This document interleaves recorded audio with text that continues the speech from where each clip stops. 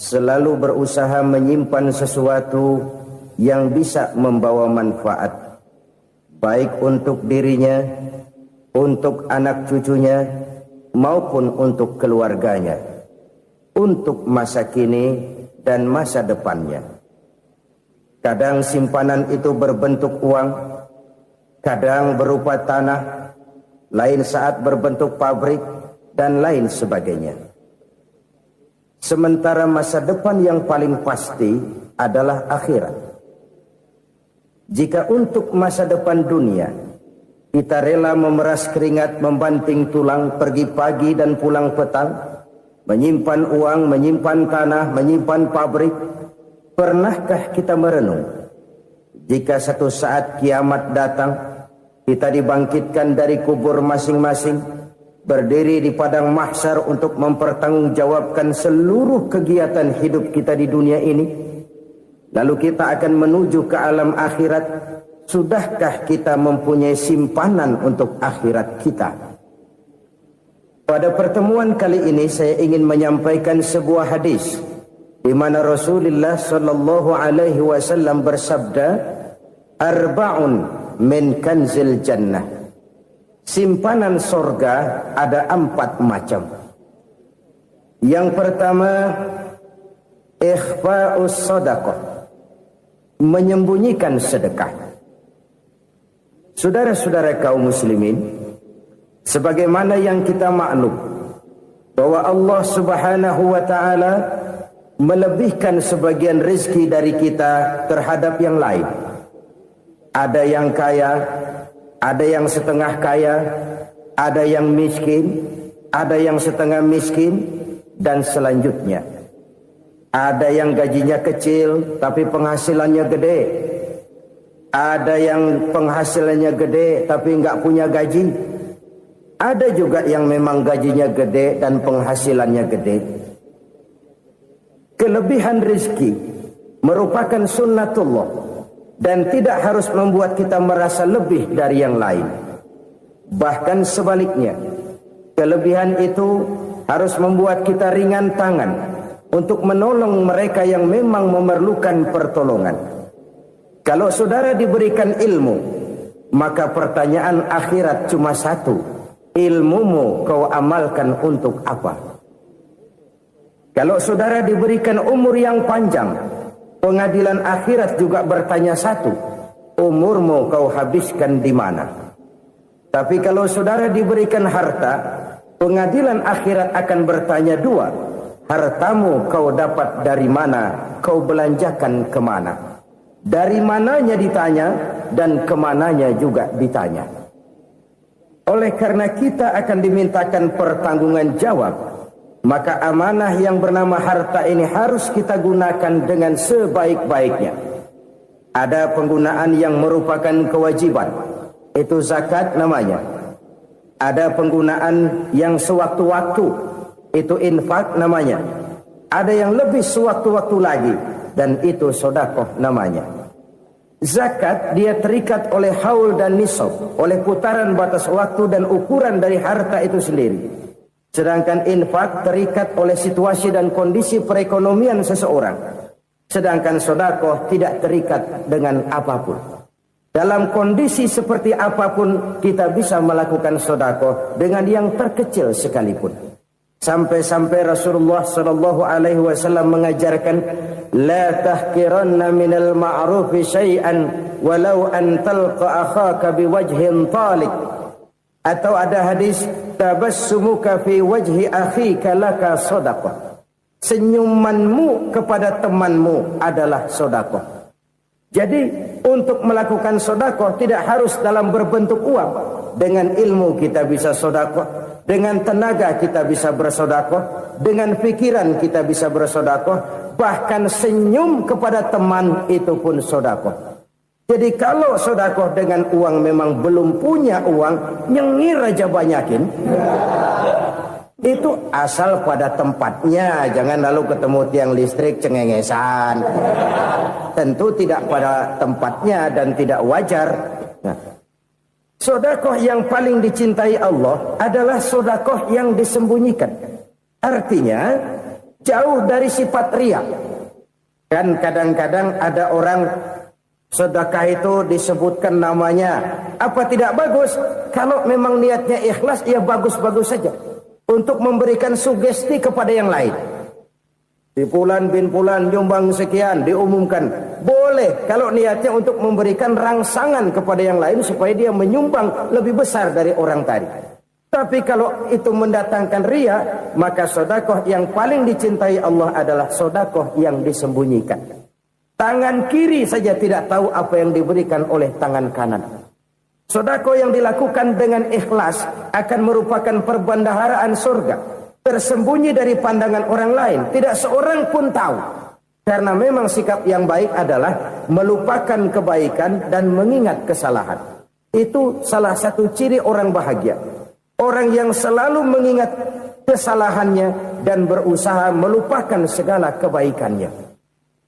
Kalau dia akan berada kebaikan, dia tidak bisa ikut, dia merasa rugi karena dia merasa belum pernah berbuat baik. Tapi kalau akan melakukan kesalahan baru, dia ingat kesalahan yang sudah-sudah, sehingga terhalang baginya untuk melakukan satu kesalahan baru. Demikianlah saudara-saudara, bahwa Allah melebihkan rizki sebagian kita dari yang lain, agar terjadi tolong-menolong dalam kehidupan ini. Jadi kesenjangan yang nature, kesenjangan yang alami, itu sunnatullah. Ada yang kaya, ada yang miskin, ada yang kelas menengah. Nah, kenapa lalu sekarang kita berusaha mengentaskan kemiskinan? Oleh karena adanya kesenjangan struktural.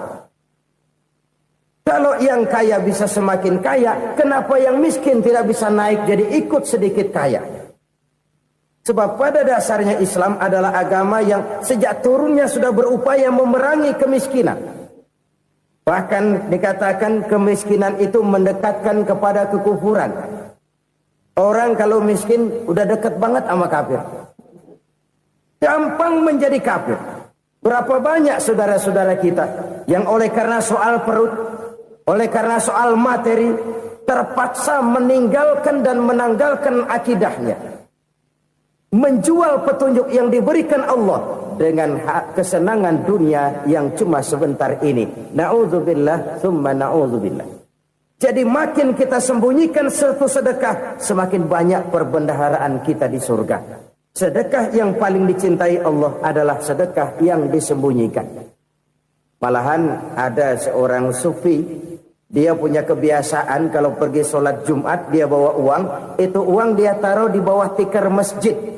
Dia niat sedekah kepada siapa saja yang nemuin itu duit.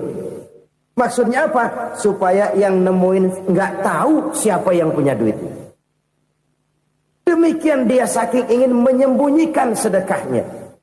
Karena sifat riya itu bisa memakan amal kita sendiri. Riya itu termasuk menyebut-nyebut kebaikan kita. Orang yang suka nepuk dada, sedikit-sedikit ngitungnya kalau nggak gua. Tuh kalau nggak gua tuh yang belah situ kalau nggak gua. Iya kalau nggak lu kenapa emang? Orang yang suka menepuk jasad.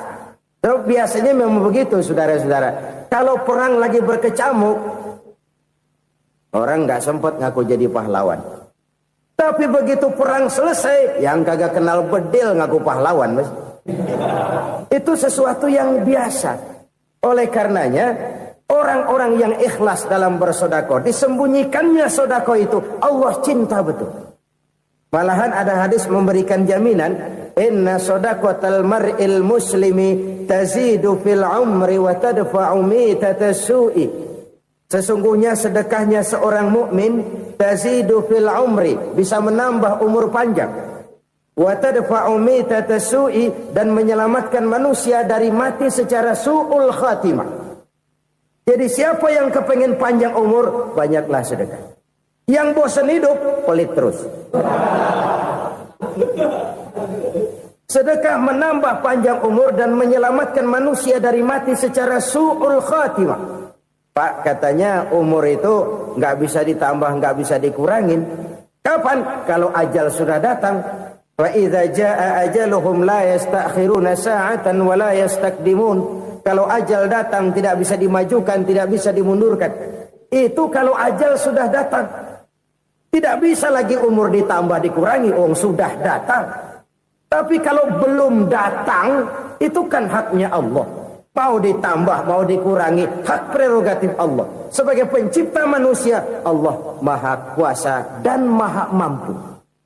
Sedekah ini menambah panjang umur dan menyelamatkan manusia dari mati secara su'ul khatimah.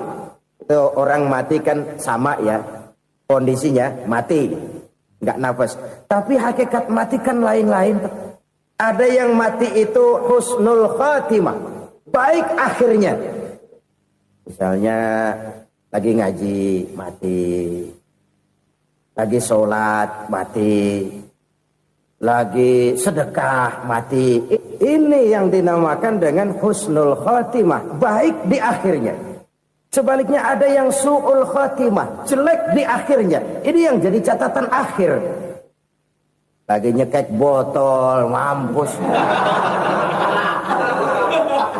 Lagi banting kartu, modar. Su'ul khatimah, jelek pada akhirnya. Sedekah menyelamatkan manusia dari mati secara su'ul khatimah. Dan kita semua kepengen mendapat husnul khatimah, jauh dari su'ul khatimah. Oleh sebab itu yang bisa menyelamatkan kita dari penyakit itu antara lain adalah sedekah yang disembunyikan, yang dikerjakan dengan ikhlas karena Allah, tidak karena kepengen dipuji orang, tidak karena ingin dikatakan orang pemurah. Sebab orang dermawan itu orang yang memberi tanpa harus diminta. Kalau masih harus diminta, ya belum dermawan namanya, masih harus diminta. Kalau nggak diminta ya tulus, lolos, polos. Saudara-saudara kaum muslimin rahimakumullah. Harta adalah amanat dan akan kita pertanggungjawabkan. Allah melebihkan rizki sebagian kita dari yang lain agar kita saling tolong menolong, bantu membantu. Nabi janjikan siapa yang meringankan beban saudaranya muslim di dunia, Allah akan meringankan bebannya di akhirat nanti. Sebuah jaminan dari baginda Nabi. Si orang yang kita bantu barangkali tidak bisa membalas, Allah yang akan membalas lewat jalan lain yang tidak pernah kita sangka-sangka. Ada orang tanya, Pak, ini ada orang nyumbang masjid sambil marah-marah, bagaimana? Saya bilang sumbangannya aja ambil, marahnya jangan. Marahnya jangan diambil, itu urusan dia. Saudara-saudara kaum muslimin rahimakumullah. Umat Islam ini kan umat yang punya potensi besar. Kadang kita merenung, kenapa kadang-kadang pembangunan masjid kok lambat sekali? Kalau hotel hari ini peletakan pertama, bulan depan peresmian. Supermarket hari ini peletakan batu pertama, minggu depan peresmian. Tapi kalau sudah yang namanya masjid, kadang-kadang peletakan batu pertama sekaligus jadi batu terakhir. 3 tahun, 4 tahun, campur nebar jalak di jalanan, duit dijaring kayak ikan sepat. Apa tidak ada orang Islam yang kaya? Banyak. Apa tidak ada pengusaha muslim yang jadi konglomerat? Ada. Lalu yang belum banyak itu yang komit terhadap nilai-nilai agamanya. Akhirnya kita jatuh jadi umat yang lemah. Belum ada pengusaha konglomerat muslim buka pabrik super mie cap beduk misalnya umpamanya atau pabrik kecap cap sorban supaya identitas keislamannya sedikit kelihatan. Kita jatuh jadi umat yang lemah karena potensi tidak terinventarisir dengan baik. Kita ini ibarat kompor yang cuma matengin nasi orang lain. Potensi kita dimanfaatkan oleh orang lain. Ukhuwah Islamiyah kita baru terbatas kepada silaturahmi. Ukhuwah di bidang ekonomi kita lemah. Ukhuwah di bidang kebudayaan kita lemah. Apalagi ukhuwah di bidang politik kita lebih rapuh lagi. Padahal ukhuwah itu adalah totalitas kehidupan manusia. Menyangkut ipolek sosbud. Memerlukan nilai-nilai ukhuwah. Jadi oleh karena itu mari kita menyadari. Di dalam harta kita, walaupun kita yang cari, pergi pagi, pulang sore, peras keringat, banting tulang, di sana ada harta anak yatim. Di sana ada hak masjid. Di sana ada hak pesantren, di sana ada hak jihad. Berbahagialah seseorang apabila dia oleh Allah dijadikan keran. Keran itu menyimpan air, tapi tidak untuk dirinya, tapi disalurkannya kepada mereka yang memang memerlukannya. Saudara-saudara kaum muslimin rahimakumullah, ini yang pertama. Jadi perbendaharaan surga adalah menyembunyikan sedekah. Orang lain nggak tahu, kita pun nggak pernah ngitung-ngitung. Kita anggap lewat begitu saja, padahal itu deposit akhirat. Satu. Yang kedua, perbendaharaan surga itu apa? Wa kitmanul musibah, menyembunyikan kesulitan. Kadang orang takut menghadapi kesulitan, tapi makin kita merenung, hidup ini kan sebenarnya urusan. Takut sama urusan, ya jangan hidup. Tandanya orang hidup itu kalau punya urusan. Urusan melupakan problem. Problem sering menimbulkan kesulitan. Kesulitan bukan untuk ditakuti, tapi untuk diatasi dan dicarikan jalan keluarnya. Siapa sih orangnya yang gak pernah sulit-sulit? Makin tinggi status sosialnya, makin gede urusannya. Makin tinggi kualitas imannya, makin berat tingkat kesulitannya. Cuma memang yang namanya enak itu seperti pelangi. Biang lala itu nggak pernah di atas kepala kita, di atas kepala orang melulu. Lu sih enak lu, kata kita. Dia juga bilang yang enak kan lu. Pelangi itu nggak pernah di atas kepala kita. Kata tukang beca, aduh enak ya naik Mercy. Kata tukang beca, apa yang di dalam mobil Mercy? Aduh enak bener tukang beca, di jok ngeringkuk ngorok pules bener. Saya kamar pakai AC, sejuk, tempat tidur sutra, empuk, alga, spring bed, kulak kulik, nggak bisa pules kalau belum minum Valium, belum tidur. Enak bener tukang beca, di jok ngorok nggak tahu wetan kulon. Si tukang beca bilang yang di Mercy enak, yang di Mercy bilang tukang beca enak. Inilah enak, nggak pernah di atas kepala kita, di atas kepala orang lain melulu enak itu. Nah, saudara-saudara, yang merupakan perbendaharaan surga itu orang yang bisa menyembunyikan kesulitan, baik pribadi ataupun rumah tangga. Nih terutama rumah tangga yang jadi soalnya. Kadang-kadang kita ini kalau senang, sebaliknya kalau senang kita diam, kalem aja, cuek. Banyak banget duit kita bawaan, diam aja udah. Malah ketemu orang takut. Tapi begitu susah, sekampung tahu. Padahal Nabi mengajarkan perbendaharaan surga itu menyembunyikan musibah, menyembunyikan kesulitan. Kalau enak, cerita sama orang-orang. Kalau nggak enak, rasain sendiri, tekan sendiri, atasin sendiri. Kita kan sebaliknya, senang kita diam, asal lagi susah, paling tidak kita nyari teman buat cerita kesusahan. Siapa orangnya yang nggak pernah susah? Cuma soalnya bagaimana kita mengatasi kesusahan itu sendiri. Begitu juga misalnya kalau orang sudah berumah tangga, itu orang tuanya harus menjadi tempat dia cerita yang enak-enak saja. Yang nggak enak rasain berdua, selesaikan berdua, atasin berdua. Jangan dibalik. Asal senang diam, giliran susah saja. Maknya laporan. Terbalik. Bisa menjaga security informasi. Maka nama bayam keluar diam, malah seluitan. Enak amat lo makan daging ayam. Security informasi. Saudara-saudara kaum muslimin rahimakumullah. Ujian yang terberat itu yang pernah diberikan kepada para nabi, para rasul, para aulia, para ulama. Makin tinggi keimanan, makin berat bentuk kesulitan. Ayo saya kemukakan satu contoh saja. Ada seorang nabi yang kaya, nabi kaya, namanya Nabi Ayub. Iblis kalau orang begini kan keki, ibadahnya rajin, kaya. Nih yang kayak begini susah digodain.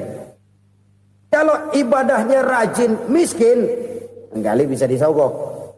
Sini imannya mantap, ibadahnya rajin, kaya, nabi lagi. Oh, tapi namanya iblis nggak kurang akal. Laporan, Tuhan, kenapa Les? Ya ini bahasa saya, bahasa Qurannya sih nggak gitu. Itu hambamu yang namanya Ayub, dia rajin ibadah cuma karena dikasih kaya aja. Coba kasih miskin dia, berhenti dia sembahyang. Ah, kamu bisa aja. Saya tahu Ayub itu hambaku yang ikhlas. Saya buktiin Tuhan, silahkan. Dibuktiin lah, iblis turun ke alam ini. Yang mula-mula dia lakukan, dia rusak sawah ladang Nabi Ayub. Dia binasakan binatang ternak Nabi Ayub. Sehingga dalam waktu singkat, jatuhlah Nabi Ayub dari orang paling kaya jadi orang paling miskin. Beliau masih ibadah di mihrab dalam masjid. Datang iblis. Saudara Ayub, ya. Lagi ngapain? Ibadah. Nyembah Allah, nyembah Allah. Oh, percuma. Kenapa? Tuhan yang ente sembah nih, dia udah bikin miskin ente. Sawah ladang ente hancur lebur, binatang ternak binasa. Sekarang ente jadi orang paling miskin. Ngapain nyembah Tuhan kayak begitu? Tekor. Udah berhenti dah ibadah, berhenti ibadah. Ini iblis sama Tuhan laporannya lain, yang dikerjakan kepada Nabi Ayub juga lain. Benar begitu iblis kata Nabi Ayub? Iya, sawah ladang saya habis, buras. Binatang ternak saya binasa, binasa. Saya miskin, bangpak. Apa jawab Nabi Ayub? Bukan innalillahi, ya ini hebat. Alhamdulillahillazi a'tani wa akhadha minni. Segala puji bagi Allah yang telah memberikan harta kepada saya dan sekarang mengambilnya lagi. Alhamdulillah. Allah yang ngasih, Allah yang ambil. Itu mah urusan Allah. Iblis cuman ibadah jalan terus, sujud lagi Nabi Ayub. Iblis seleher gondok banget.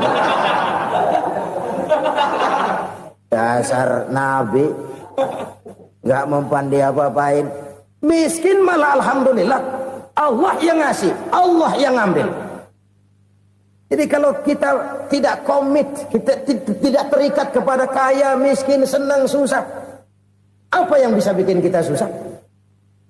Jadikan kekayaan, kemiskinan, jadikan senang, susah sebagai anak buah yang bisa kita atur.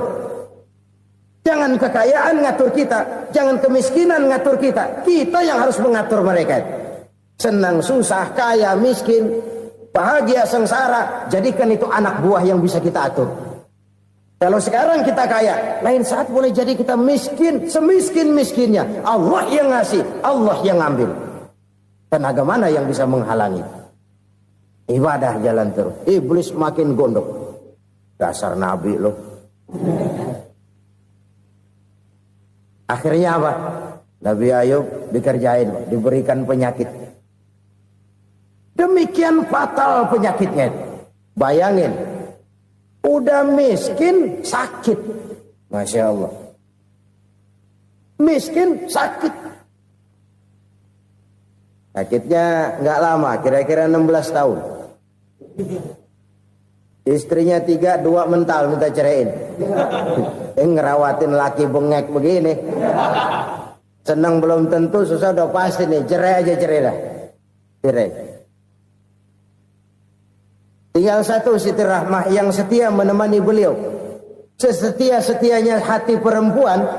Satu saat Siti Rahmah bilang, "Bang, iya, abang kan Nabi bang. Lalu namanya Nabi kan doanya jarang meleset bang. Maksud kamu minta kenapa sih sama Tuhan biar abang sembuh baik dah bang?" Siti Rahmah, iya. Saya sakit berapa tahun sih dah? 16 tahun bang. Sebelum ini saya sehat berapa tahun? Ya kira-kira 60 tahun bang. Nah coba ente banding-bandingin Rahmah. Saya dikasih sehat 60 tahun. Dikasih sakit 16 tahun. Sudah nggak sabar. Mau doa kepada Allah minta sembuh. Saya malu. Malu kepada Allah. Diuji dengan yang luar biasa seperti ini. Tidak mengganggu stabilitas kehambaannya. Dia tetap menghamba kepada Allah subhanahu wa ta'ala. Saudara-saudara kaum muslimin rahimakumullah. Kunci menghadapi kesulitan itu apa? Allah jelaskan dalam satu ayat, wa basyiris sabirin alladzina iza asabathum musibah qalu inna lillahi wa inna ilaihi raji'un. Gembirakan orang-orang yang sabar Siapa mereka itu? Yang apabila mendapat musibah mereka kembali kepada keyakinan dasar. Segalanya dari Allah dan segalanya akan kembali kepada Allah. Ini konsepsi dasar dari sikap muslim dalam menghadapi berbagai kesulitan. Segalanya dari Allah, segalanya akan kembali kepada Allah. Kalau ini sudah kondisi dasarnya, maka kita akan lapang menghadapi kenyataan bagaimanapun pahitnya. Apakah itu namanya miskin, apakah itu namanya sakit, bahkan maut sekalipun. Maut sekalipun. Segalanya dari Allah, segalanya akan kembali kepada Allah. Ini sikap hidup, bukan sekedar ucapan. Kita kadang-kadang menjadikannya sebagai ucapan. Mulutnya sehingga berhenti, innalillahi wa inna ilaihi rajiun, tapi nangisnya terus gerung-gerungan. Bukan itu, ini kesadaran moral. Kalau segalanya dari Allah, segalanya kembali kepada Allah, kan sebenarnya cuma nunggu giliran. Hari ini saya nyembayangin dia, entah hari apa saya disembayangin orang. Hari ini saya antar dia ke kubur, entah hari apa orang nganterin saya ke kubur. Hari ini saya tahlilkan dia, entah nanti kapan orang tahlilkan saya. Segalanya dari Allah, segalanya akan kembali juga kepada Allah. Oleh sebab itu saudara-saudara, kesulitan bukan untuk ditakuti. Kesulitan justru untuk diatasi, dicarikan jalan keluarnya. Dan tidak ada orang yang tidak pernah mendapat kesulitan. Tidak ada. Semakin tinggi status sosial, semakin tinggi kualitas keimanan, semakin besar juga tingkat kesulitan. Hanya saja bagaimana cara kita mengatasinya. Dan Al-Quran menyatakan, inna ma'al usri yusra. Di balik kesulitan itu pasti ada kemudahan. Roda itu berputar. Karena itu Rasulullah Sallallahu Alaihi Wasallam mengingatkan kepada kita, ta'arraf ilallahi firraha ya'rifka fisyiddah. Ingatlah kepada Allah di waktu kamu senang, supaya Allah ingat kepada kamu di waktu kamu susah. Kalau waktu senang kita ingat kepada Allah, kita susah, Allah tidak akan meninggalkan kita. Tapi kalau waktu senang kita jauh dari Allah, sujud tidak sempat, dengan masjid jauh, ketika senang kita lupakan Allah. Nanti begitu kita susah, Allah lupakan kita. Dan itu menyakitkan. Oleh karena itu orang-orang tua kita dulu bilang, kalau lagi sehat ingat-ingat, lu bakal sakit nanti. Kalau lagi kaya ingat-ingat, satu saat kita bakal jatuh miskin. Bahkan kalau lagi muda ingat-ingat kita bakal tua. Dan yang terpenting, kalau lagi hidup ingat-ingat kita bakal mati. Saudara-saudara kaum muslimin rahimakumullah. Jadi yang kedua yang merupakan perbendaharaan surga, menyembunyikan musibah. Saudara-saudara kaum muslimin rahimakumullah. Hal ketiga yang merupakan perbendaharaan surga adalah wasilatur rahmi. Orang yang suka bersilaturahmi. Sebagaimana yang kita maklum bahwa manusia adalah makhluk yang disebut zon politika. Makhluk sosial yang tidak mungkin hidup sendiri-sendiri. Betapa dan siapapun kita memerlukan orang lain. Bodoh betul manusia kalau tinggal di tengah masyarakat tapi tidak mau bermasyarakat. Merasa hebat sendiri, pinter sendiri, gagah sendiri, kaya sendiri. Mungkin kalau mati juga ngubur sendiri. Jangankan kita di sini, di sorga saja Nabi Adam waktu sendirian bengong melulu, ngondar mandir. Allah tegur dam sepi dam. Ya ini kalau bahasa saya. Iya Tuhan, sepi ini nggak ada coret-corekan pisan ini. Diciptakan Siti Hawa, baru anteng Nabi Adam. Itu di sorga. Cobalah. Umpamanya saudara tinggal di Jakarta nih. Kayak bener. Apaan aja di Jakarta punya saudara dah. Jembatan Semanggi ambil. Monas, Buntel bawa pulang. Hotel-hotel ambil semua. Cuman tinggal di Jakarta sendirian, apa enaknya? Betapa dan siapapun kita perlu orang lain. Tidak ada seorang pun yang bisa memenuhi kebutuhan hidupnya secara sendiri-sendiri. Nah, Islam telah menyelamatkan manusia dari ras diskriminasi. Mengikat manusia dengan persaudaraan yang berlandaskan kepada akidah. Karena itu dianjurkan bersilaturahmi. Bahkan Nabi menyatakan, man arada ayyubsata lahu fi rizqihi wa yunsa'a fi atharihi falyasil rahimah. Siapa yang kepengen diluaskan rezekinya dan dipanjangkan usianya, banyaklah ia bersilaturahmi. Siapa yang kepengen dimudahkan rezekinya, hendaknya ia banyak bersilaturahmi. Kalau banyak teman, kesulitan kan paling tidak ada tempat cerita. Udah susah, sendirian kita pikirin diri, nggak ada tempat tukar pikiran. Cepet banget sama bengek. Dilawan sendiri. Nah, secara makro kita bisa berkata, tidak mungkin ada kemenangan kalau tidak ada kekuatan. Tidak ada kekuatan kalau tidak ada kesatuan dan persatuan. Tidak mungkin ada kesatuan dan persatuan tanpa semangat silaturahmi. Kalau umat Islam mau menang, dia harus kuat. Kalau umat Islam mau kuat, dia harus bersatu. Kalau umat Islam mau bersatu, dia harus membudayakan silaturahmi ini. Bahkan sampai-sampai kata Nabi, kalau bisa cari nilai tambah. Apa? Silman qata'at. Bersilaturahmilah kau kepada orang yang marah denganmu. Masya Allah, indahnya ajaran agama kita. Orang yang marah pun kepada kita, kata Nabi, kalau bisa bersilaturahmilah kepadanya, kepada orang yang marah itu. Di situ nilai tambah. Cuman jujur nih hadis, ngucapinnya gampang, ngamalinnya yang berat banget. Orang marah sama kita, kita disuruh silaturahmi, ada apa malu? Lu marah, ada gue marahan lagi. Tunggu pikirin. Saudara-saudara kaum muslimin rahimakumullah. Tapi ini yang diajarkan, bahkan ini yang dicontohkan oleh baginda Rasul. Bagaimana begitu mudah? Misalnya satu saat Abu Jahal ini ngatur strategi bagaimana bikin Muhammad celaka. Dia gali lubang di depan tempat tidurnya. Dia tutupin daun korma. Terus dia panggil seseorang, ke sini. Kasih tahu Muhammad, pamannya sakit keras, minta ditengokin. Berangkat orang ini ke sana. Muhammad, labbaik. Pamanmu sakit keras, dia minta ditengokin. Baik, saya akan datang menjenguk beliau. Berangkatlah Nabi ke rumah Abu Jahal tanpa prasangka apapun. Abu Jahal udah pasang setil, selimut 3 rangkap setengah dia pakai. Persis kayak orang meriang. Tapi sembari ngintip dari balik selimut.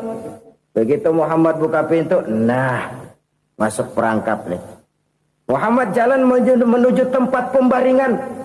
Makin lama makin dekat, makin lama makin dekat. Makin dekat ke lubang yang dipasang oleh Abu Jahal itu. Dalam hati Abu Jahal, terus dah jatuh, mampus dah lo ini. Mampus lo hari ini nih. Apa yang terjadi? Malaikat Jibril datang. Muhammad, pamanmu cuma pura-pura sakit. Di depan tempat tidurnya ada lubang perangkap supaya kamu jatuh ke situ. Sudah, kamu pulang. Balik kanan Nabi. Sudah hampir jatuh ke lubang, balik kanan, pulang. Bayangin kecewanya Abu Jahal. Muhammad dikit lagi, Muhammad dikit lagi. Enggak paman, saya pulang aja. Emosi bangun dari tempat tidur, enggak sadar kalau lagi pura-pura sakit. Lompat ngejar Nabi, dia lupa dengan lubang yang dia gali. Serak, nyemplung sendiri ke dalam lubang.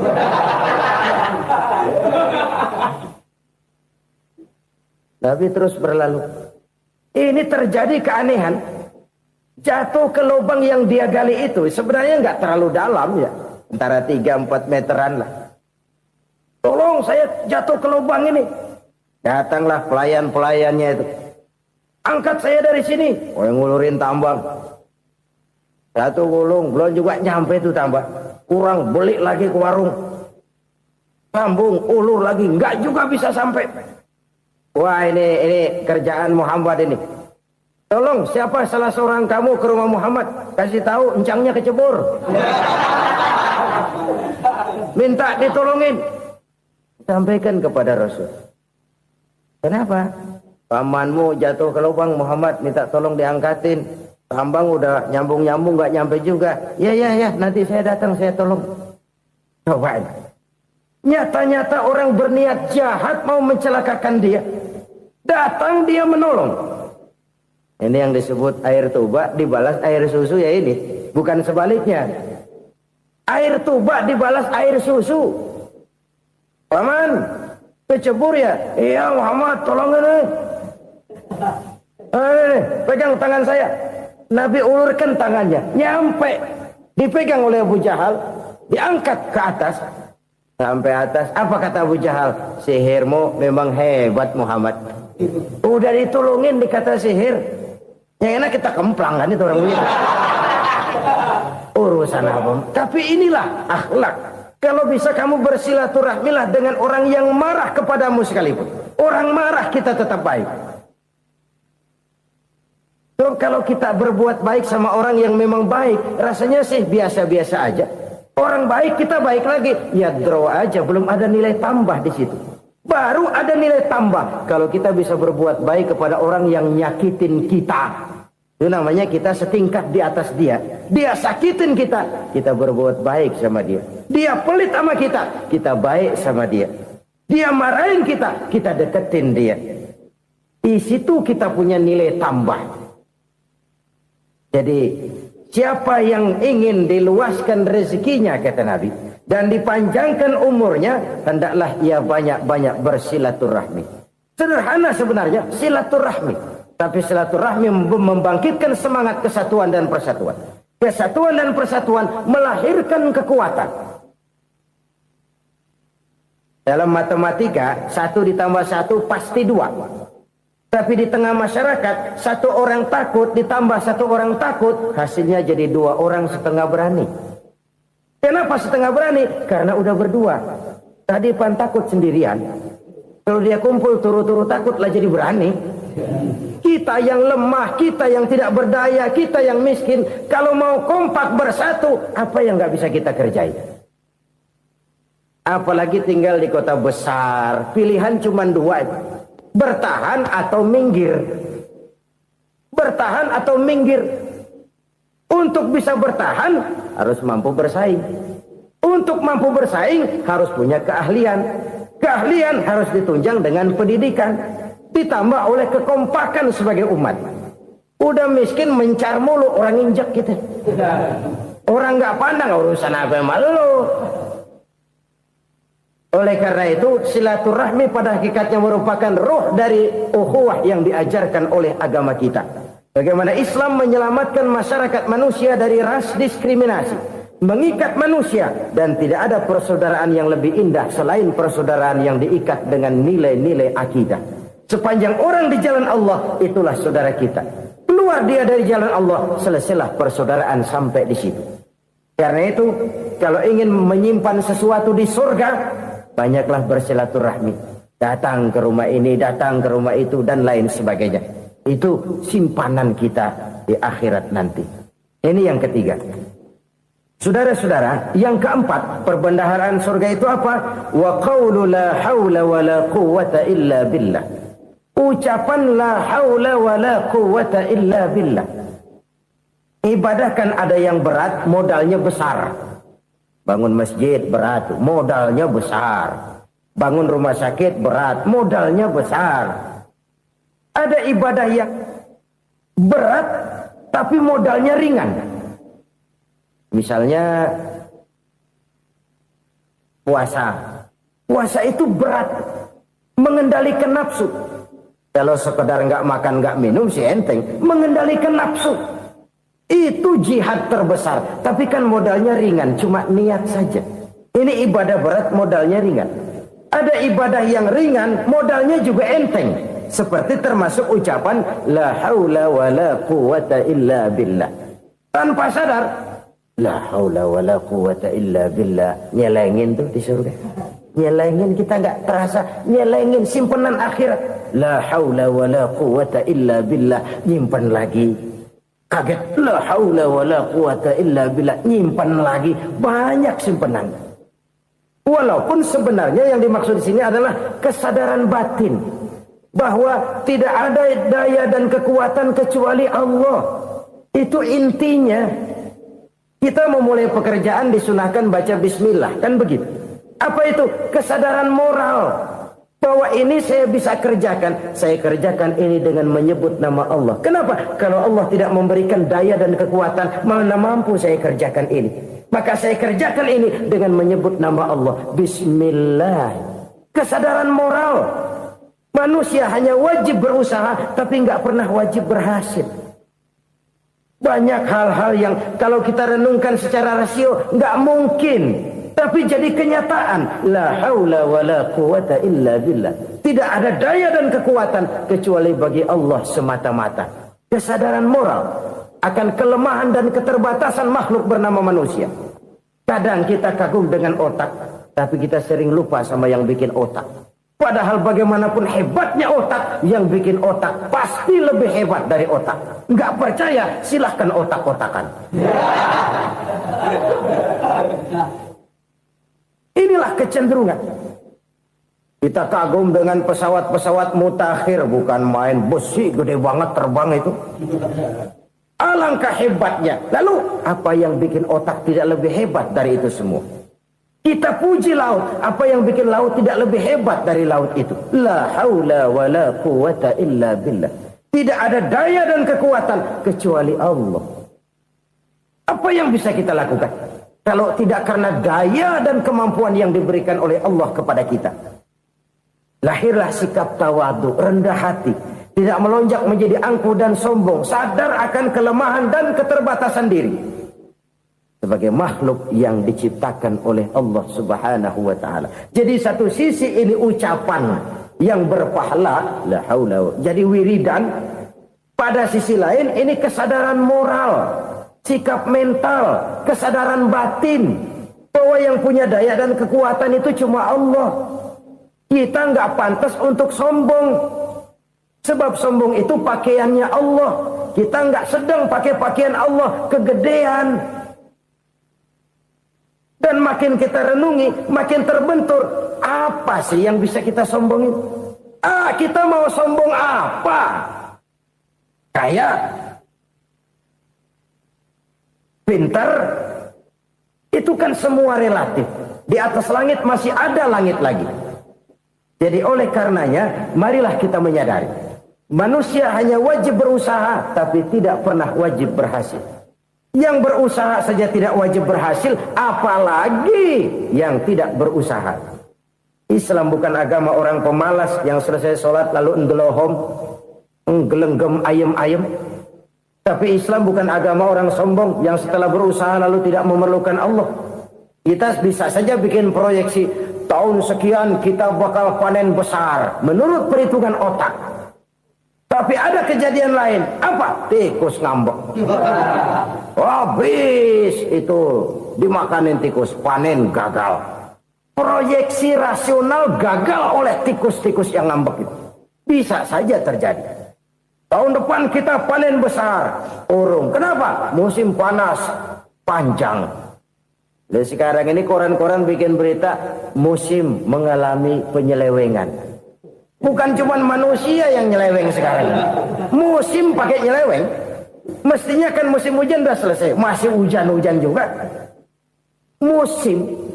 Nah sekarang kita boleh bikin proyeksi, kita bakal panen besar. Tahu-tahu musim panas panjang, sawah retak, air kering. Cari teknokrat yang paling botak, suruh pendekin tuh musim panas. La haula wa la quwata illa billah. Inilah kesadaran moral. Saudara, saya teringat satu saat ada seorang konglomerat. Umurnya ya kira-kira 70-an. Suatu saat dia ditanya oleh wartawan, Pak, umur Bapak berapa sih? Ya paling 10 tahun. 10 tahun? 10 tahun? Anak Bapak berapa orang? Satu saja? Satu. Harta Bapak berapa? Ya paling-paling bangsa 7 juta kali. 7 juta? Iya. Pak, kenapa Bapak bohongi saya? Bapak punya buku biografi. Koran-koran, majalah-majalah banyak memuat cerita riwayat hidup Bapak. Saya tahu umur Bapak 70. Kenapa bilang cuma 7 tahun?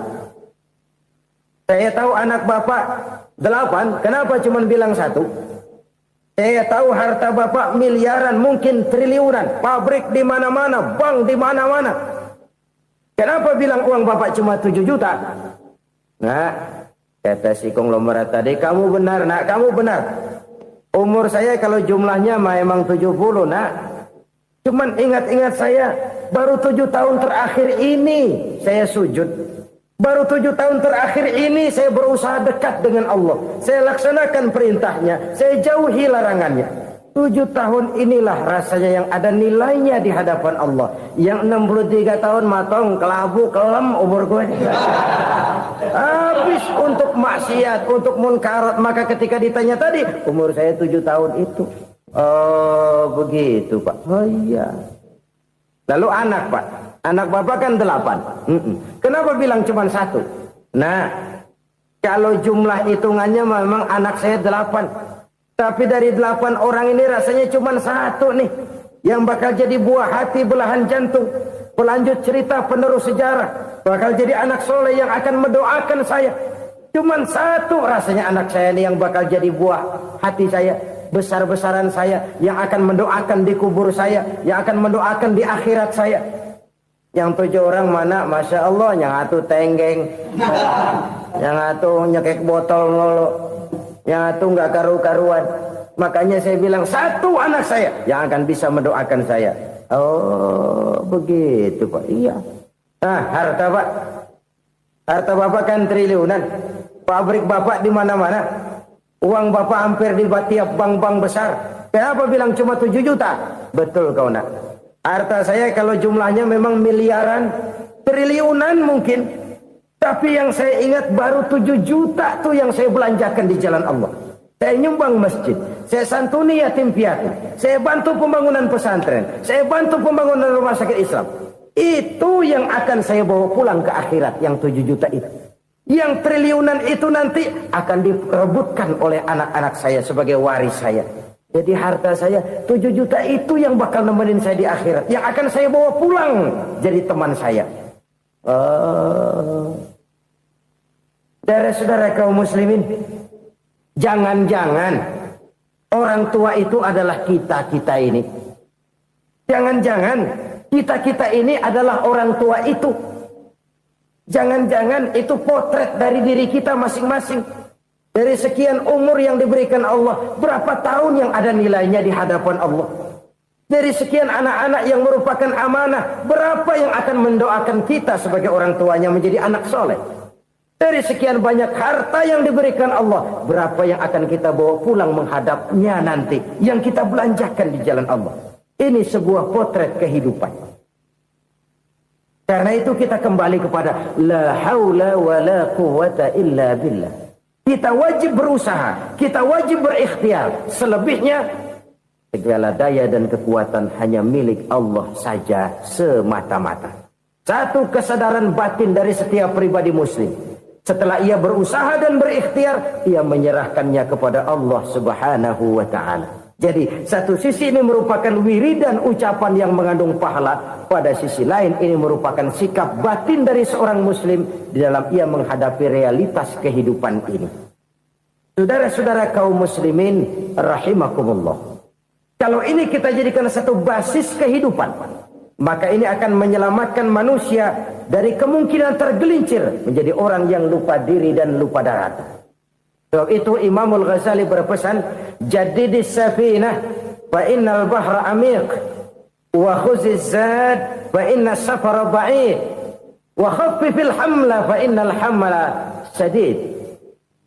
Perbarui selalu kapalmu karena lautan sangat dalam. Bawa bekal yang banyak karena perjalanan ini sangat jauh. Ringankan beban karena kebanyakan beban akan menyakitkan. Alangkah indah kalimat ini, alangkah dalam makna yang terkandung di sana. Perbarui selalu kapalmu karena lautan sangat dalam. Apa artinya ini? Jaga mentalmu baik-baik. Pelihara imanmu baik-baik karena hidup penuh cobaan seperti lautan. Kita kalau berlayar di lautan kan kadang-kadang tenang, angin bertiup sepoi-sepoi basah. Jika malam datang bintang gemintang bertabur menghias cakrawala. Rembulan memantulkan sinarnya dengan indah. Dalam keadaan begitu berlayar enak. Tapi lain saat ombak menggunung, halilintar menyambar, angin topan bertiup. Berapa banyak sudah saudara-saudara kita yang tenggelam di lautan dunia tanpa sadar bahwa dia belum sampai kepada pantai yang akan dituju. Berapa banyak sudah saudara-saudara kita yang tenggelam di lautan dunia ini tanpa sempat bangkit lagi. Dia menyangka sudah sampai kepada tujuannya. Hati-hati kapal jangan sampai bocor karena lautan sangat dalam. Iman ini jaga baik-baik karena hidup penuh dengan ujian. Wa khuzizat fa inna safara ba'id. Bawa bekal yang banyak karena perjalanan sangat jauh. Saudara mau ke Bandung, bawa duit. Saudara mau ke Surabaya, banyakkan lagi duitnya. Saudara mau ke Mekah, gepokan, iketan tuh duit nggak lembaran lagi. Makin jauh perjalanan, makin banyak bekal yang harus kita bawa. Kalau saudara dari Jakarta mau ke Surabaya, kagak bawa duit berangkat juga, itu sih bukan berani namanya, nekat. Sampai Surabaya belum tentu, sengsara di jalan udah pasti. Kenapa? Nggak bawa bekal berangkat. Sama juga kita nih, misalnya belum sempat sembahyang, mati. Waduh, berani banget orang. Belum punya bekal, mati. Sengsara di jalan. Atau bekal tidak cukup. Dari Jakarta saudara mau ke Surabaya, bawa duit 500 perak. Paling jauh Cikampek nyampenya itu. Paling jauh itu. Antara jauhnya perjalanan dengan bekal yang saudara bawa tidak seimbang. Hidup ini perjalanan panjang. A walking tour. Dimulai dari alam arwah. Sebelum jasad diciptakan, roh diciptakan lebih dulu. Dari situ pindah ke alam rahim. Dari alam rahim pindah ke alam dunia. Dari alam dunia pindah ke alam barzah. Baru menuju akhirat. Satu perjalanan panjang. Kalau bekal tidak bawa, sengsara di jalan. Bawa bekal yang banyak karena perjalanan ini sangat jauh. Wa khaffifil hamla, ringankan beban karena beban itu cuma akan menyulitkan. Kalau bekal itu sih keperluan, tapi beban nggak kita perluin, cuma ngeberat-beratin. Apa ini beban? Dosa. Kecurangan, kebatilan, kezoliman, ketidakadilan, kesewenang-wenangan. Itu akan jadi beban kita di akhirat. Alangkah celakanya, perjalanan panjang, bekal tidak bawa, beban kelewat banyak. Alamat sengsara di jalan. Pahala tidak ada, dosa berlipat ganda. Na'udzubillah, summa na'udzubillah. Kalau kita rangkum nasihat Al-Ghazali dengan kisah si konglomerat tadi, kita akan mengambil kesimpulan. Pertama, bekal terbaik dalam menghadapi gejolak kehidupan ini tidak lain adalah iman. Yang kedua, pahala dan dosa. Dua hal kontroversial. Pahala adalah bekal, dosa adalah beban. Tapi kita sekarang kan tidak begitu terangsang kepada yang abstrak. Orang berlomba mencari yang konkret-konkret saja. Yang real. Kalau memang dosa, benjol dong. Kira-kira begitu. Kira-kira begitu. Persis orang Yahudi dulu. Orang Yahudi itu kan pernah minta kepada Nabi Musa. Ya Musa lan nu'mina laka hatta narallaha jahrah. Musa, kami nggak bakal mau beriman kepada Allah kalau belum kami lihat Allah ada nongkrong di depan kami. Kalau memang Tuhan ada, taruh dong di depan kami. Mau yang konkret-konkret saja. Kalau memang dosa, benjol dong. Kalau memang pahala, berasa dong. Orang terangsang kepada yang real, yang konkret-konkret saja. Karena itu, untuk mengejar dosa, orang mau bayar. Tapi untuk mengejar pahala, walaupun tidak bayar, orang segan. Ini yang dikatakan oleh Nabi, kamu mengharapkan ke surga, tapi kamu berat melaksanakan sesuatu yang bisa membawa kamu ke surga. Kamu ingin jauh dari neraka, tapi tiap saat kamu lakukan perbuatan-perbuatan yang justru menjerumuskan kamu ke neraka. Idda'aitum an-najata minan nar wa ramaitum fiha anfusakum. Kamu ingin selamat dari neraka, tapi kamu lemparkan diri kamu ke neraka. Kamu ingin masuk surga, tapi berat sekali kamu melakukan perbuatan-perbuatan yang bisa menyampaikan kamu di surga. Saudara-saudara kaum muslimin rahimakumullah. Jadi hal keempat yang merupakan perbendaharaan surga adalah la haula wa la quwwata illa billah.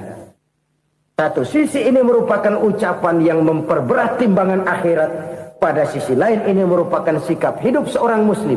Kesadaran batin yang sangat dalam bahwa tidak ada daya dan kekuatan kecuali Allah. Dan itu kita simbolkan pada saat memulai pekerjaan dengan Bismillah. Dengan menyebut nama Allah. Satu kesadaran moral. Saya hanya bisa melakukan ini karena diberikan daya dan kekuatan oleh Allah. Lahirlah sikap tawadu, rendah hati, tidak melonjak menjadi angkuh dan sombong. Saudara-saudara, sampai sini dulu jumpa kita kali ini. Semoga 4 perbendaharaan surga ini dapat kita lakukan, yang kelak akan merupakan bekal kita di kemudian hari nanti. Amin ya rabbal alamin. Bapak-bapak, ibu-ibu, saudara-saudara kaum muslimin rahimakumullah. Di dalam kehidupan kita sebagai seorang muslim, minimal 5 kali dalam sehari semalam kita mendengar seruan untuk mendirikan solat yang disebut azan. Ada kalimat menarik di dalam kalimat azan itu, yakni seruan hayya 'alal falah, marilah menuju kepada keberuntungan, marilah meraih kemenangan. Seruan ini adalah kecenderungan dari setiap manusia, apapun warna kulitnya. Artinya, setiap orang dalam hidup selalu ingin meraih dan mencari kemenangan. Kemenangan akan melahirkan kepuasan batin, dan kepuasan batin memberikan kebahagiaan. Sedangkan kekalahan melahirkan penderitaan batin, dan penderitaan batin menjerumuskan seseorang di dalam berbagai bentuk kerugian. Jikalau inilah seruan azan, maka masalahnya ialah apa yang menyebabkan kita meraih kemenangan. Al-Quranul Karim memberikan tuntunan dan ajaran kepada kita bahwa orang-orang yang memperoleh kemenangan itu tidak lain adalah orang-orang yang bertakwa. Hanyalah mereka yang bertakwa kepada Allah Subhanahu wa ta'ala pada akhirnya akan tampil sebagai pemenang. Lalu siapa orang yang bertakwa itu? Dijelaskan dalam awal-awal Al-Baqarah, orang yang bertakwa yang akan meraih kemenangan. Pertama, alladzina yu'minuna bil ghaib, yaitu orang-orang yang beriman kepada yang gaib. Percaya bahwa ada alam yang gaib, alam yang abstrak, alam yang tidak bisa dijangkau oleh salah satu daripada panca indera kita. Mereka percaya dan beriman kepada adanya malaikat, beriman kepada adanya iblis dan jin, beriman kepada adanya alam kubur, beriman kepada adanya alam mahsyar, beriman kepada adanya alam akhirat, beriman kepada adanya surga dan neraka. Beriman bukan cuma sekedar beriman dalam ucapan bibir saja, tetapi beriman yang nilai iman itu mampu mewarnai gerak dan gaya hidupnya. Iman yang meresap sampai ke tulang sumsum, kemudian memberikan dampak positif di dalam kehidupan manusia. Alam, kita tahu, adalah sesuatu yang selain Allah, dan Allah bukanlah alam. Apapun namanya selain daripada Allah, itu adalah alam. Alam pada hakikatnya terbagi menjadi 2. Ada alam syahadah, alam nyata, alam konkret, alam yang bisa dijangkau oleh salah satu indera kita. Kemudian ada alam ghaib, alam yang tidak bisa dijangkau oleh panca indera kita, alam metafisika, alam abstrak, alam yang wajib kita imani keberadaannya. Kita percaya bahwa malaikat itu ada, Kita percaya kepada jin, bahwa jin itu ada. Kita percaya kepada adanya iblis dan setan.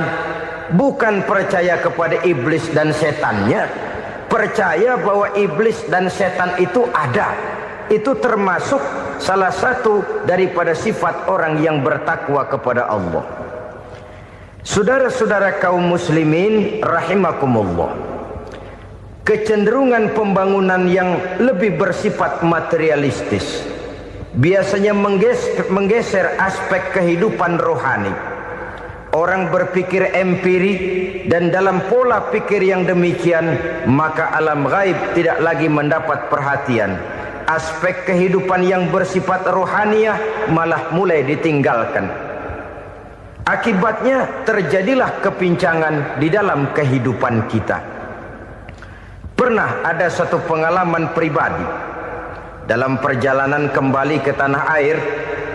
Dalam pesawat di sebelah kanan saya duduklah seorang Jerman namanya Heiner Simonsen. Iseng saya ajak kenalan, saya ajak ngobrol, saya tanya dia. Saya bilang, Mas Heiner ini, kalau pesawat yang kita tumpangi ini jatuh ke bawah, kira-kira apa yang bakal terjadi, Mas? Dia bilang, kita semua akan mati. Begitu? Iya. Oke. Apa itu mati? Tanya saya. Dia bilang, untuk tahu apa itu mati, kita harus tahu lebih dahulu apa itu hidup. Saya pikir nih bule bisa ngomong juga. Baiklah kata saya. Apa hidup menurut Anda itu? Oh, hidup itu dia bilang, kalau seluruh anggota badan kita bekerja secara normal, paru-paru memompa darah secara normal, jantung berdetak secara normal, sel-sel tubuh bekerja secara fit, dan organisme tubuh hanya mau bekerja secara normal, dia bilang, kalau kita memberi makan yang cukup, menu yang teratur, dan gizi yang lengkap. Saya bilang, kesimpulannya apa, Ner? Dia jawab, hidup adalah dari tangan ke mulut. Life is from the hand to the mouth, kata dia. Hidup adalah dari tangan ke mulut. Jadi masalah hidup tidak lebih daripada masalah isi perut. Orang pergi pagi, pulang sore, peras keringat, banting tulang, perut yang dibelain. Saya bilang, you are wrong. Sampean salah, Ner. Kamu orang Islam bukan? Bukan. Pantas. Kenapa saya salah? Dia bilang, ya jelas salah. Salahnya di mana? Kamu ini manusia. Kalau hidup cuma dari tangan ke mulut, saya bilang, kambing di kampung saya juga begitu pikirannya, Ner. Itu kambing di kampung saya, asal perutnya kenyang, sudah hidup dia. Perkara besok bagaimana, lusa prospeknya macam mana, bulan depan ada apa, kambing nggak pernah mikir. Di kampung saya kambing juga pikirannya begitu. Kamu Kristen ya? Tadinya. Loh kok tadinya, lalu apa sekarang kamu ini? Dia bilang, sekarang saya netral. Saya tidak beragama, tapi saya percaya kepada Tuhan sebagai pencipta alam. Saya ingat benar dia bilang, I haven't any religious, but I believe to God as the creator of the world. Kenapa bisa netral begitu, Ner? Habis saya bingung katanya. Islam bilang Islam baik, Kristen bilang Kristen baik, Hindu Buddha bilang Hindu Buddha baik, semua agama baik. Saya netral sekalian, nggak beragama. Yang penting saya percaya kepada Tuhan. Saya bilang, Ner, kamu ini kayak orang mau beli celana, lalu bingung. Yang satu bilang Levi's bagus, yang satu bilang Blue Jean hebat, yang satu bilang Wool England hebat. Celana ini hebat, celana itu bagus, celana ini hebat. Semua celana bagus, kamu bingung. Akhirnya netral, tidak pakai celana. Itu juga salah. Saya pikir-pikir, kemudian saya melihat bahwa dua pola berpikir Heiner ini nampaknya sudah mulai menggejala di lingkungan masyarakat bangsa kita. Disadari atau tidak, secara jujur kita harus berkata, dua pola pemikiran Henner ini mulai berkembang di tengah masyarakat bangsa kita. Pertama, pola pikir materialisme. Hidup adalah dari tangan ke mulut. Masalah hidup tidak lebih masalah isi perut. Itu yang perlu dibela, dan disitulah arti kehidupan. Pergi pagi, pulang sore, peras keringat, banting tulang untuk mempertahankan perut. Kalau sudah kemari cara orang berpikir, maka buat apa percaya kepada yang gaib? Untuk apa sholat? Untuk apa puasa? Untuk apa zakat? Untuk apa menghadiri majelis taklim? Tanpa kepercayaan kepada yang gaib, hidup berjalan menurut alur empiris dan materialis. Kalau sudah ke sana cara orang berpikir, biasanya orang lalu cenderung menghalalkan segala cara. Hanyalah orang yang percaya bahwa akhirat ada. Hanyalah orang yang percaya bahwa alam kubur itu ada. Hanyalah orang yang percaya bahwa malaikat itu ada, hidupnya akan lebih terarah dan terkendali.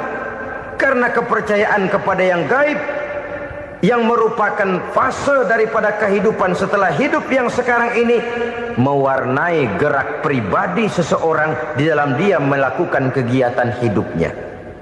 Pola berpikir materialisme, disadari atau tidak, mulai menggejala di lingkungan masyarakat bangsa kita. Hidup tidak lebih dari urusan tangan ke mulut, mulut ke tangan, tangan ke mulut. Asal perut sudah kenyang, hiduplah sudah. Perkara bagaimana prospek hari yang akan datang, bagaimana akhirat, tidak jadi persoalan. Ini yang oleh Nabi diperingatkan, ad-dunya sijnul mu'min wa jannatul kafir. Dunia adalah penjara bagi orang beriman dan surga bagi orang kafir. Dulu di zaman Belanda hadis ini pernah disalah tafsirkan, disalah artikan, digunakan sebagai senjata untuk mengkebiri dan membuat impoten umat Islam. Sudahlah, umat Islam gak usah macam-macam, kata Belanda. Dunia ini kan penjara buat orang Islam, surga buat orang kafir. Di penjara jangan bertingkah.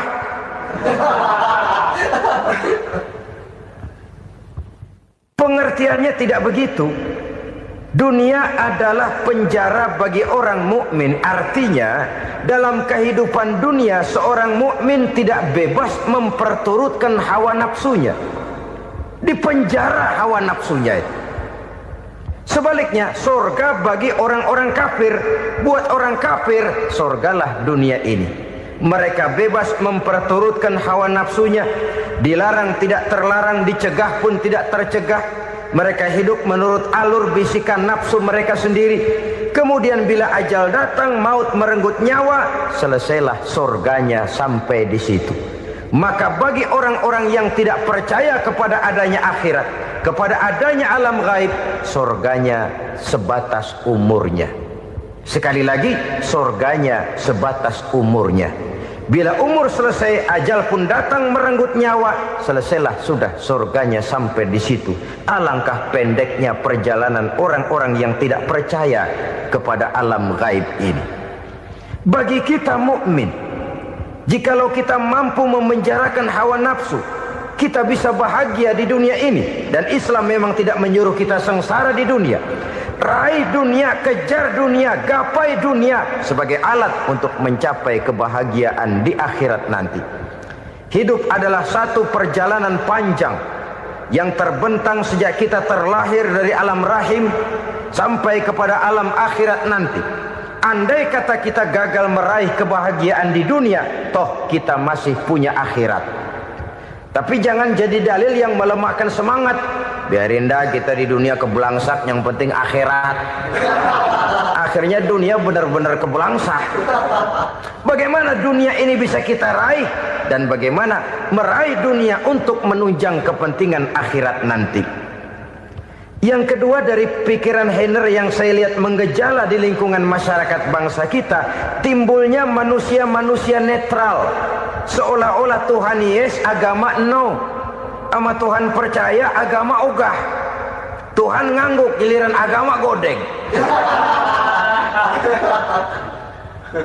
Padahal hampir dalam setiap ayat dalam Quran, kata-kata amanu biasanya bergandeng dengan wa amilus shalihat.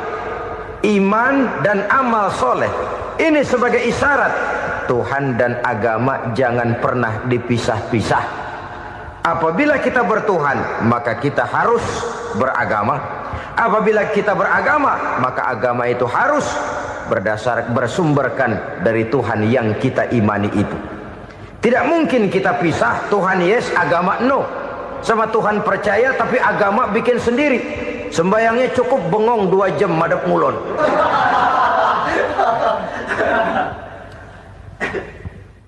Saudara-saudara kaum muslimin rahimakumullah. Jadi dengan demikian, agama yang kita akui merupakan unsur mutlak di dalam pembangunan sekarang ini, merupakan bagian dari kehidupan yang menuntun kita bahwa di balik alam nyata ini, di balik alam syahadah ini ada alam gaib. Dan mudabbir, murabbi, yang mengatur, yang menguasai, yang memelihara baik dia alam nyata, baik dia alam gaib, tidak lain adalah Allah Subhanahu wa ta'ala. Di sana ada satu super power, satu maha kekuatan yang kita perlu bersandar kepadanya. Sebagai makhluk nyata yang hidup di alam nyata, berbuatlah secara nyata sebagaimana harusnya kita berbuat. Karena Islam jelas bukan agamanya orang pemalas. Islam jelas bukan agamanya orang yang mengajarkan setelah selesai sholat boleh duduk, nggelenggem ayam-ayam, ndelohom, menghitung bintang di langit sambil menunggu keajaiban. Tidak. Islam adalah agama yang mengajarkan apabila sholat sudah selesai kamu kerjakan, bertebaranlah di permukaan bumi, cari karunia Tuhanmu. Jangan hidup berpangku tangan menunggu keajaiban. Karena hidup bukan undian. Jangan berharap untung besar tanpa mau peras keringat.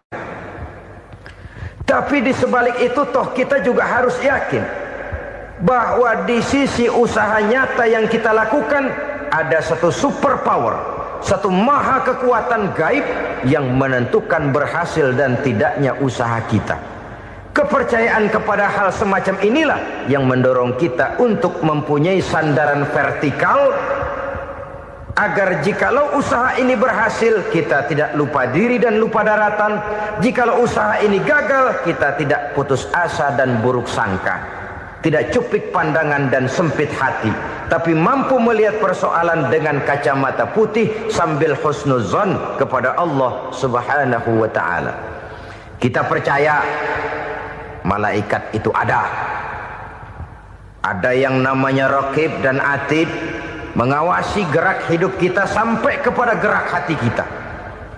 Ini memberikan sugesti agar kita berhati-hati. Tidak sejengkal tanah pun kita bisa berlindung dari pengawasan raqib dan atid. Ada munkar nakir yang akan menyoal kita di alam kubur. Ada malaikat Malik, penjaga neraka. Ada malaikat Ridwan yang menjaga surga. Kita percaya kepada adanya jin, kita percaya kepada adanya setan, iblis.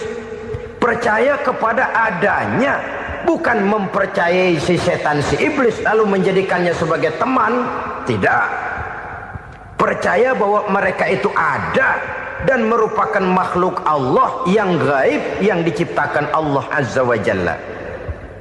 Kepercayaan kepada alam gaib memberikan motivasi terhadap gerak lahir manusia, sehingga dengan motivasi kepercayaan kepada yang gaib, gerak lahir jadi lebih terarah, jadi lebih terpelihara. Pernah seseorang bertanya, "Pak, apakah adanya akhirat bisa dibuktikan secara ilmiah?" Saya bilang tidak bisa, tidak bisa. Kenapa? Karena yang berangkat nggak pernah pulang kembali lagi. Kalau dia pulang kemari bisa kita tanya bagaimana enak di sono. Cuma secara moral saya katakan, lebih beruntung orang yang percaya kepada akhirat daripada yang tidak. Sekarang saudara percaya akhirat ada, lalu saudara baik-baik di dunia, sholat, puasa, zakat, menolong orang lain, menebarkan kebajikan. Saudara mati, andai kata akhirat tidak ada, toh dalam hidup saudara sudah berbuat baik. Paling tidak nama saudara akan dikenang sebagai orang baik.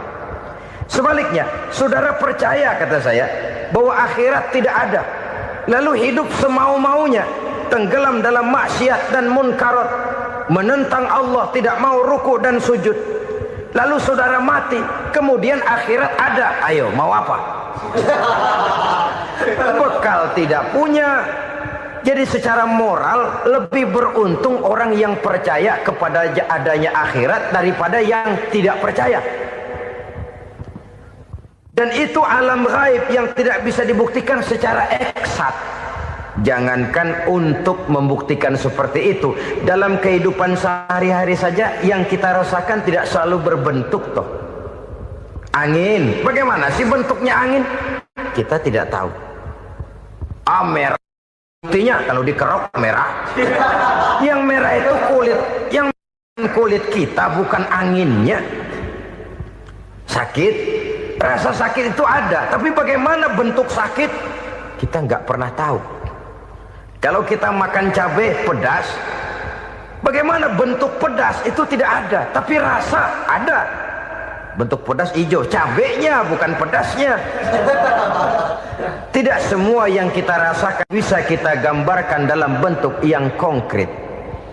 Oleh karena itu, sekali lagi bahwa kepercayaan kepada alam yang gaib mampu memberikan satu sugesti yang menata kehidupan seseorang lebih lurus, lebih terarah, dan lebih terkendali. Maka wajar kalau kepercayaan kepada yang gaib mengantarkan seseorang untuk meraih kemenangan. Kenapa? Dia percaya kepada yang gaib, bahwa akhirat ada, bahwa alam kubur ada, bahwa pertanggungan jawab itu ada. Maka dia lalu tidak hidup saenae udele dewe, itu loh. Tidak hidup menurut seleranya sendiri, terarah, teratur. Ini cirinya yang pertama. Orang bertakwa yang akan meraih kemenangan, mereka beriman, mereka percaya kepada yang gaib. Bahkan hal-hal konkret saja selalu berangkat dari yang gaib. Saudara-saudara, para remaja, para pemuda sekarang ini tidak pernah tahu toh siapa yang akan jadi teman hidup saudara. Kita bisa saja ngerancang, mentargetkan, tapi toh akhirnya yang namanya jodoh bukan kekuasaan kita. Rezeki di luar kemampuan kita. Begitu juga ajal.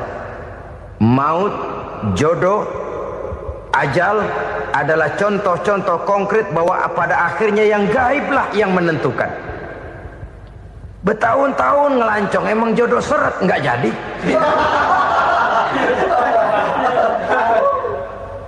Begitu kenal baru setengah malam nginep ditangkap hansip.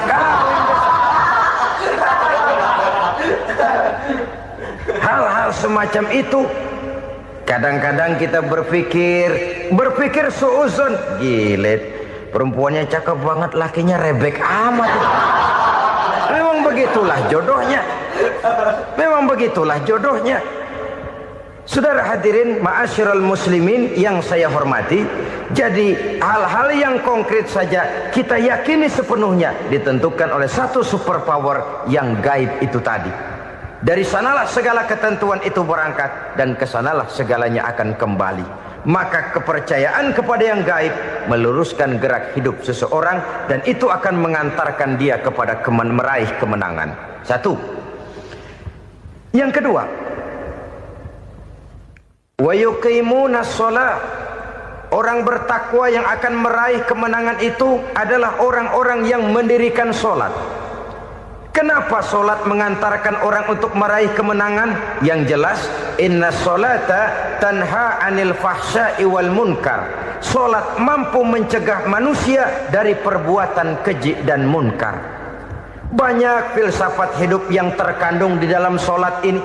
Sejak kita wudhu sampai kita menghadap ke arah kiblat, sampai kita melakukan gerak-gerak sholat, bacaan-bacaan yang ada di dalam sholat, lalu sampai kepada mengucapkan salam.